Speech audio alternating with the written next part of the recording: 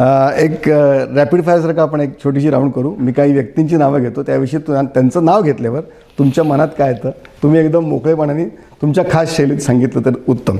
नरेंद्र मोदी. नरेंद्र मोदींचा करिश्मा 2014ला देश पातळीवर आला आणि ते देशाला पूर्णपणे व्यापून टाकलं आणि त्याच्यानंतर त्यांनी मागं वळून बघितलं नाही. त्यांनी जागतिक लेवलला आपल्या देशाचे संबंध खूप चांगले केले. खूप मोठ्या प्रमाणावर डेव्हलपमेंट, इन्फ्रास्ट्रक्चरची कामं, पोर्ट असेल, एअरपोर्ट असेल किंवा बंदरं, पोर्ट असेल किंवा नॅशनल हायवे असतील किंवा जे पण महत्त्वाचे टनेल असतील, फ्लायओव्हर असतील, हे एवढी कामं आशुतोषजी ह्याच्या आधीच्या काळात इतकी कामं झालेली तुम्ही कधी बघितली नक्कीच. देवेंद्र फडणवीस.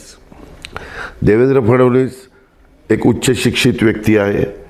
कुठलाही विषय पटकन समजून घेण्याची त्यांची कॅपॅसिटी आहे आणि हे सगळं करत असताना ते राज्याचा काय केल्यानंतर फायदा होईल, विकास होईल आणि जनतेला पण त्याच्यातनं त्रास होणार नाही अशा गोष्टी त्यांनी समजून घेतल्या तर त्याची अंमलबजावणी करण्याच्या करता ते तयार असतात. शरद पवार. पवारसाहेब एक अतिशय मोठे नेते देशातले ओळखले जातात.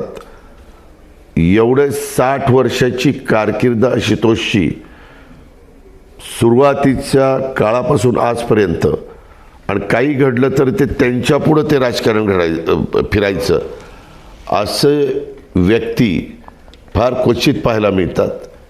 ती त्यांना निश्चितपणे एक दैवी देणगी मिळालेली आणि त्यांनी राज्यात पण देशात पण ज्या ज्या जबाबदाऱ्या सांभाळल्या, मग कृषी क्षेत्रातलं असेल किंवा राज्यातले वेगवेगळे महत्त्वाचे प्रश्न सोडवण्याच्या करता, सामाजिक सलोखा ठेवण्याकरता, त्याकरता त्यांनी स्वतःच्या सरकार पण पणाला लावलेलं आपण सगळ्यांनी पाहिलं.